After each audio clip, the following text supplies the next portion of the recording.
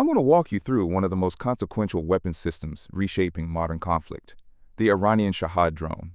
These aren't your typical reusable surveillance platforms. They're kamikaze drones, precision-guided weapons designed to self-destruct on impact. And they're cheap, effective, and spreading across the globe. The Shahad family consists of three distinct variants. The 131 is the smallest and lightest option. The 238 represents the newest generation, powered by jet engines and believed to be the most expensive. But it's the 136 that's become the workhorse, the most commonly deployed across multiple theaters. Here's what makes it remarkable. The Shahad 136 stretches just feet long, weighs 441 pounds, and costs roughly $1 to produce. That's the critical advantage right there. Iran built this thing using commercial off-the-shelf components. The engine? A standard 4-piston motor. The propeller? Nothing fancy. The airframe incorporates some carbon fiber to keep weight down, but overall it's deliberately simple. That simplicity is intentional. Iran doesn't have the resources to develop multi-mission, exquisite weapons systems. Instead, they've engineered something that works within their constraints.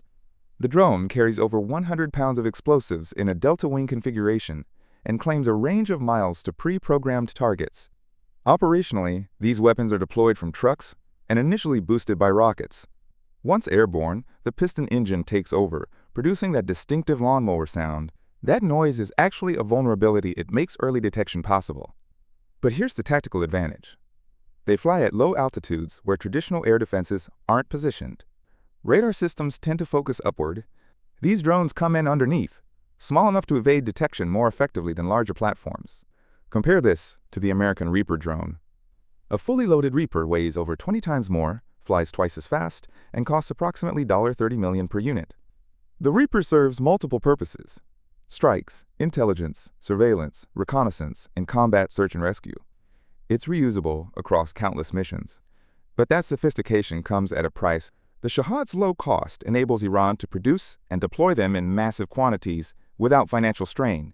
They're typically launched in salvos, multiple drones fired simultaneously to overwhelm defensive systems through sheer volume. When you're facing dozens of incoming targets, even robust defenses struggle. That said, the Shahad 136 has genuine weaknesses. It operates in an awkward middle ground between traditional drones and cruise missiles, creating deficiencies in both categories. It's relatively slow and loud, making it vulnerable to detection and interception. Anti-aircraft guns, even older models, can bring them down. Single drone attacks aren't viable for attackers. You need volume to succeed. But Iran's strategy isn't about individual strikes. It's about proxy warfare. Iran has distributed Shahad drones to militant groups across the region, effectively multiplying their military reach without direct involvement. This approach strengthens their proxies, while maintaining plausible deniability. Now that strategy has expanded globally. In Iran, transferred drone designs and critical components to Russia. Moscow is now manufacturing its own improved variants, planning to produce units by 2025. These Russian versions will feature active seeking capabilities and enhanced GPS jamming resistance, making them more precise and harder to counter. In Ukraine, we're witnessing this threat in real time. Russian forces have overwhelmed defenses using large salvos against civilian infrastructure, power grids, oil facilities, electrical systems. Ukrainian defenders have found that outdated anti-aircraft guns remain surprisingly effective, but the challenge is detection and volume. When dozens of drones arrive simultaneously, shooting down everything becomes nearly impossible. Defense mechanisms are evolving rapidly.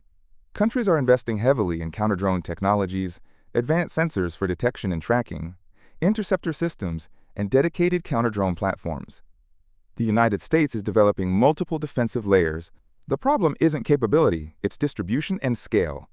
We don't have enough systems deployed across all areas of interest. But here's what matters. These drones aren't invulnerable.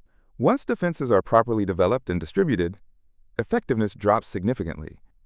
Drone warfare will continue evolving. Faster jet-powered models like the Shahad 238 are coming.